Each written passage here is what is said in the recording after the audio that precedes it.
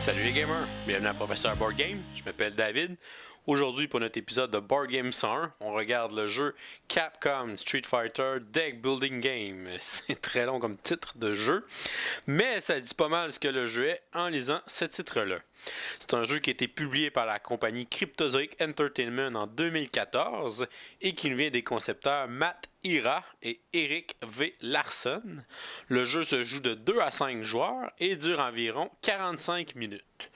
Le but du jeu est d'avoir le plus de points de victoire à la fin de la partie quand tous les tableaux auraient été complétés. Les mécaniques qu'on retrouve dans ce jeu, évidemment, comme le titre l'indique, la mécanique principale est du deck building. Tous les joueurs vont commencer avec un deck de cartes identiques avec des cartes de base et vont, au fur et à mesure que la partie avance, acheter des nouvelles cartes qu'ils vont ajouter à leur deck. Et ces nouvelles cartes-là vont finir par revenir dans leur deck, vont pouvoir les piocher et les jouer. Et évidemment, on va avoir la gestion d'une main carte. Il va falloir décider quelle carte on veut jouer en premier à notre tour de jeu pour pouvoir faire différents combos avec les cartes. Pour le placement initial de la partie, chacun des joueurs va choisir son personnage sur une des cartes de personnage. On retrouve pas mal tous les personnages de l'univers de Street Fighter qui sont disponibles pour la partie. Le joueur va placer sa carte de personnage devant lui. On va faire un exemple avec une partie à 2 joueurs. Par la suite, va trouver la carte de son Ultra, qui est dans le fond la prise spéciale de son personnage, et on va la placer. Elle est différente pour chaque personnage. L'Ultra va servir à la fois de carte qui a du pouvoir, de carte qui attaque, et aussi nous servir de carte de défense pour faire une contre-attaque pendant la partie. Mais au début de la partie, les cartes d'Ultra vont être sous les personnages. Alors, elle n'est pas dans notre deck de départ. Pendant la partie, à chaque fois qu'on va avoir des cartes qui sont sous les personnages, ces cartes-là vont être seulement accessibles au joueur qui a ce personnage-là. Alors que les autres cartes qui sont sur la table vont être disponibles à tous les joueurs. Comme dans tout deck building, les joueurs vont commencer avec un deck de cartes qui est identique. On va avoir 3 cartes de vulnérabilité, qui est une carte qui fait rien dans le fond, et on va avoir 7 cartes de punch qui donnent 1 de pouvoir quand on va les jouer. Alors les joueurs vont mélanger leur deck de départ et sont prêts à commencer la partie. Pour continuer le placement initial, on va prendre la pile de cartes Kick. On va placer sur la table accessible à tous les joueurs. Ce sont des cartes que tous les joueurs peuvent recruter et placer dans leur deck.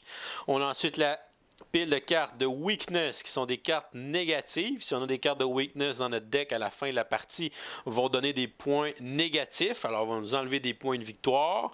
Et quand on va les piger, on va pouvoir s'en débarrasser et les jouer pendant la partie aussi. Souvent, on va gagner des Weakness qui sont le résultat d'une attaque qu'une carte va nous avoir fait. On va ensuite avoir les cartes de tableau. Donc, on a 8 tableaux qu'on doit placer de 1 à 8. Le premier tableau sur le dessus. Les joueurs vont pouvoir aller affronter les tableaux et affronter un des combattants dans le tableau.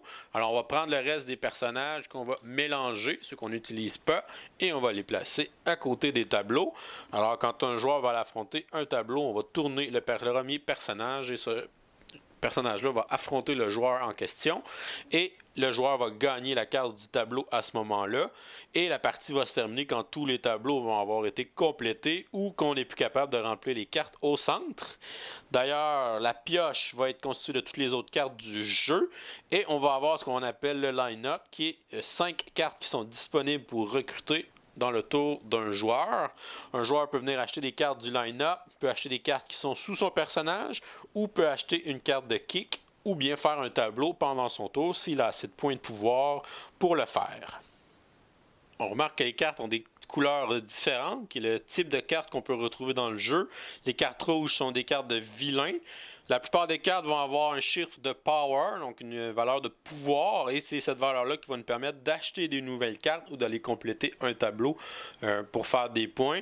Dans le fond, chacune des cartes va avoir un chiffre dans l'étoile qui est le nombre de points de victoire que ces cartes-là vont donner à la fin de la partie. Certaines cartes vont avoir une attaque. Alors, quand on a une attaque, on va choisir un joueur et on va lui faire l'effet de l'attaque, à moins que le joueur joue une carte de défense pour l'annuler. Et on a le coût de la carte, combien elle coûte de points de pouvoir à acheter. Ce serait 3 dans cette carte-là, la carte de Balrog. On a les cartes bleues qui sont des cartes de héros.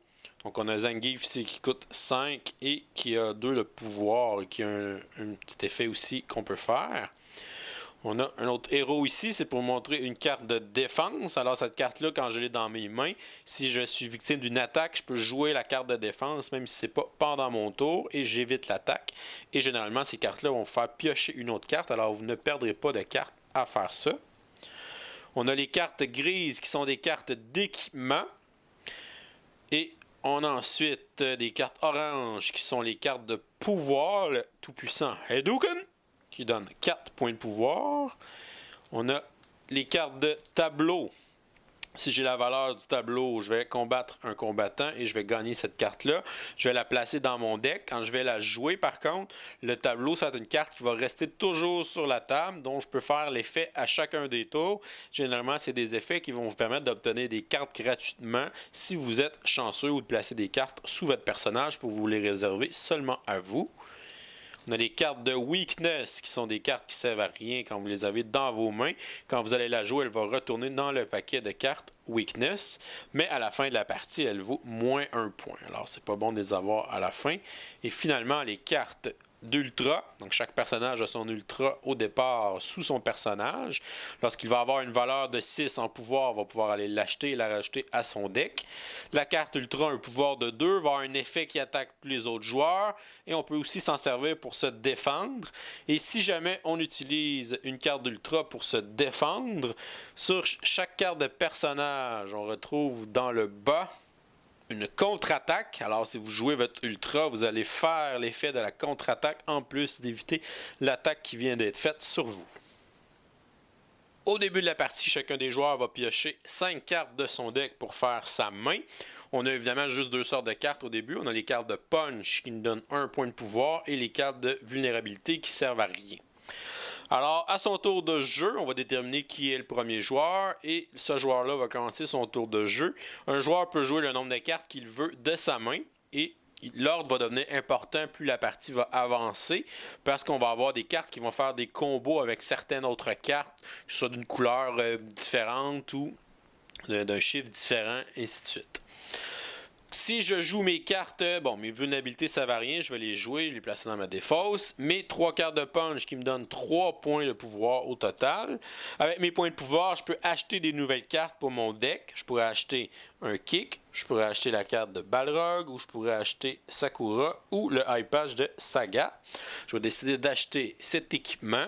Cet équipement, si on regarde son effet, il a seulement un pouvoir de 1, mais il me permet de détruire une autre carte en jeu quand je vais le jouer. Qu'est-ce que ça peut me donner de détruire des cartes? Bien évidemment, comme vous avez compris, les cartes de vulnérabilité sont vraiment inutiles dans mon deck. Je veux éventuellement être capable de les détruire, de les enlever de mon deck. Et plus la partie va avancer, même des cartes jaunes, qui sont les cartes de base, les cartes de punch, ne seront pas très bonnes dans mon deck. Je vais en racheter des meilleures cartes. À ce moment-là, ça peut être bon de les détruire. Alors, ce genre de carte-là peut être vraiment bonne au début de la partie pour m'aider à détruire des cartes qui ne sont pas bonnes dans mon deck. Lorsque j'achète une carte, je la place dans ma défausse. Et à ce moment-là, quand j'ai terminé de dépenser mes points de pouvoir, mon tour est terminé. S'il me reste des points de pouvoir que je ne peux rien acheter, je les perds. Ils ne sont pas conservés pour le prochain tour. Quand mon tour est terminé, je vais piocher 5 nouvelles cartes pour faire ma main. Donc, c'est les cartes qui restent dans mon deck à ce moment-là. Les cartes qui ont été achetées dans le line-up vont être remplacées par des cartes de la pioche. On a ici Dalsim. Et à ce moment-là, ça serait au joueur suivant. Le joueur suivant regarderait sa main. Oh, il a 5 punch. Ça lui donne 5 points de pouvoir. On pourrait alors acheter Zangief qui coûte 5. Il le met dans sa défausse. Et son tour est terminé. On remplace tout simplement à ce moment-là. Ça revient à notre ami Saga qui a 4 punch qu'il va dépenser une vulnérabilité. Avec 4, il va s'acheter Balrog qu'il va ajouter à sa défausse. Lorsque vient le temps de piocher, parce que c'est la fin du tour, s'il n'a plus de cartes dans la pioche, à ce moment-là, on va prendre notre défausse au complet. On va mélanger notre défausse et ça va redevenir notre pioche. Alors, les cartes que j'ai achetées vont finir par revenir dans mes mains. Je piocherai 5 cartes à ce moment-là. Mais là, je n'ai pas été chanceux, j'ai pas pogné les cartes que j'ai achetées, mais elles vont finir par refaire surface et à ce moment-là, on rafraîchi les cartes dans le line-up. Alors les joueurs vont continuer à jouer comme ça et on sait que les cartes ont des étoiles qui sont le nombre de points de victoire que ces cartes-là vont donner. Ça peut être un chiffre qui est fixe ou ça peut être une étoile. Donc certaines cartes vont donner des points dépendamment. Exemple, si vous avez chaque carte d'équipement dans votre deck va vous donner un point de victoire, ou chaque héros qui sont les cartes bleues, ou chaque pouvoir, des choses comme ça, là, des petites combinaisons qu'on peut faire, essayer de faire le plus de points possible. Les cartes qui donnent le plus de points sont évidemment les cartes de tableau. Carte de tableau, le premier tableau coûte 7 points de pouvoir pour aller le faire. Un joueur qui aurait donc 7 points de pouvoir pour aller faire le premier tableau, à ce moment-là, il va tourner la première carte de personnage. Il va devoir subir une contre-attaque qui a été faite par Balrog. Une fois que l'effet de la contre-attaque va être fait, il va gagner la carte de tableau. Il va la placer dans sa défausse. Il va finir par revenir dans son deck comme les autres cartes. Les cartes de tableau sont des cartes qui restent sur la table et qu'on va pouvoir utiliser une fois par tour pour faire leur effet, qui est généralement de regarder la première, de regarder la première carte de la pioche et de savoir si c'est tel type de carte et on la gagne automatiquement. Ou dans le cas de ce tableau-ci, d'aller placer des cartes en dessous de notre héros.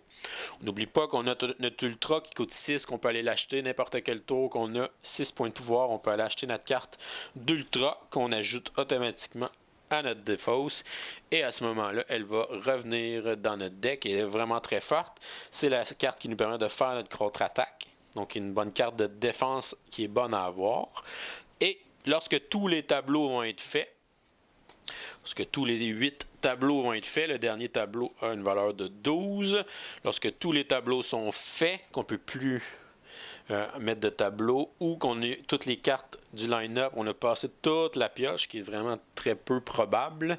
À ce moment-là, la partie se termine. Les joueurs vont compter leurs points de victoire, vont prendre toutes les cartes qui sont dans leur deck et vont compter les points de victoire sur les étoiles. Et le joueur qui a le plus de points de victoire va gagner la partie. C'est comme ça qu'on joue à Street Fighter Deck Building Game. Je vous reviens avec mon opinion personnelle. Qu'est-ce que je pense de Street Fighter Deck Building Game? Si on regarde les composants, on a seulement les cartes dans le jeu. On a les cartes qui sont de bonne qualité, qui sont en carton. Par contre, dans un deck building game, je vous suggère fortement de mettre des plastiques protecteurs sur vos cartes parce qu'on les manipule beaucoup. On les prend, on les met dans notre deck, on les mélange, on les repioche, on les manipule dans nos mains. Alors, beaucoup de manipulation des cartes, donc pour ne pas les user trop rapidement, je vous recommande de mettre des protecteurs sur les cartes. On a aussi les cartes de personnages qui sont des cartes un peu plus grandes, qui sont bien de bonne qualité aussi. Pour le côté artistique, ben évidemment, on a pris les personnages de l'univers de Street Fighter, donc c'est vraiment les mêmes dessins qu'on retrouve là, dans les jeux vidéo. Alors, si vous êtes un fan de ces jeux vidéo-là, ben, vous allez apprécier les mêmes dessins que vous allez retrouver, les mêmes personnages sur les cartes, les mêmes vilains, les mêmes pouvoirs aussi qu'on fait dans le jeu. Alors, vraiment cool de retrouver tout ça dans les cartes.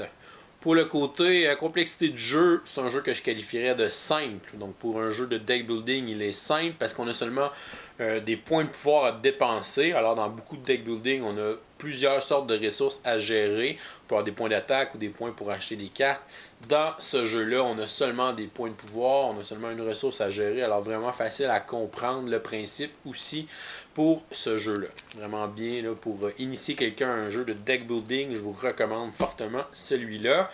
La compagnie Cryptozoic a fait une série de deck building games. On a plusieurs franchises qui ont vraiment le même engin de deck building. On a celui-là qui a été fait en 2014, mais avant ça, on a eu DC Deck Building Game dans l'univers des super-héros de DC avec Superman, Batman, le Flash. C'est vraiment le même jeu en fait, on a seulement changé la thématique. Je trouve que la thématique de ce deck building game-là, le fait qu'il soit compétitif, qu'on fait des points de victoire chacun de notre bord, qu'on s'attaque un après l'autre, je trouve qu'avec des super-héros, ça fit un peu moins. avec l'univers de Street Fighter, je trouve que ça colle encore plus. Le fait qu'on se tape dessus, c'est un jeu de combat. Fait que c'est sûr qu'on se tape dessus. On a les attaques, les défenses et tout ça. Les ultras qu'on a fait, qui sont vraiment les mêmes ultras que vous avez dans les jeux vidéo. Un autre beau clin d'œil qui a été fait. À place de battre les boss qu'on bat avec les tableaux aussi, c'est vraiment un super beau clin d'œil aux jeux vidéo. Alors, vraiment riche en clin d'œil. Si vous êtes un fan de l'univers de Street Fighter, là, vous allez vraiment adorer. Puis je trouve que ça fit un petit peu plus pour la thématique avec celui-là qu'avec DC. Pour le nombre de joueurs, le jeu se joue de 2 à 5. À 4-5, je trouve que ça devient un petit peu lourd. Il y a beaucoup de choses qui se passent. C'est long avec notre tour de jeu revienne. Alors peut-être qu'on perd un peu plus le fil à ce moment-là. Excellent jeu à 2. Donc vraiment un duel comme au jeu vidéo Street Fighter. On se bat un contre l'autre. Ça va vraiment bien. À 2 ou à 3, je trouve qu'il se joue très bien. Par contre, à 4 ou 5, j'hésite un petit peu pour la longueur que ça fait dans les tours de jeu. Il y a un petit peu de temps mort. C'est un petit peu moins le fun à ce moment-là. Mon appréciation de Street Fighter Deck Building Game, je vais lui donner la note de B. Un bon jeu de deck building qui est simple, qui est efficace, qui est le fun. C'est une mécanique de jeu que j'aime beaucoup. J'aime beaucoup le fait de construire notre deck. Je suis quelqu'un qui a grandi avec Magic the Gathering. Quand j'avais 10-11 ans, je jouais beaucoup à Magic. J'aimais ça monter des decks. J'aimais ça trouver la stratégie à faire dans un nouveau deck. Alors, quand je joue à un jeu de deck building, de construire mon deck en jouant la partie, je trouve ça vraiment le fun de développer les stratégies au fur et à mesure. Alors, un bon jeu pour Street Fighter Deck Building Game. C'est tout pour aujourd'hui. Je vous dis à la prochaine et continuez de gamer.